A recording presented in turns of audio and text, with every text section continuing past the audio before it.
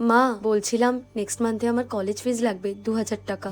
এই তো দুদিন আগে কলেজ ফিস দিলাম, আবার কিসের কলেজের ফিস? দেখ মানা, তুই তাহলে পড়াশোনাটা ছেড়ে দে, কারণ তোর দাদারও তো পড়াশোনা আছে, ওকে আমার পড়াতে হবে, কারণ ভবিষ্যতে তো ওই আমাদেরকে দেখবে। তুই তো অন্য জায়গায় চলে যাবি, তোকে পড়িয়ে লাভটাই বা কি? শোনো না, দেখো আমার জয়েনিং লেটারটা চলে এসেছে। কিসের জয়েনিং লেটার? তোমাকে তো বলেছিলাম যে আমি চাকরির জন্য অ্যাপ্লাই করেছি। আমিও তো তোমাকে বলেছিলাম যে কোনো রকম চাকরি করা যাবে না। তুমি চাকরি করতে গেলে আমার বাবা মাকে কে দেখবে?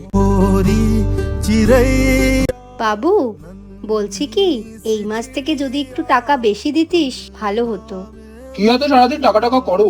টাকা ছাড়া কি কিছুই বোঝো না? টাকা কি গাছে ফলে নাকি? আসলে নিজে তো কোনোদিন ইনকাম করোনি। আগে বাবার পয়সায় চলতে, এখন আমার পয়সায় চলো।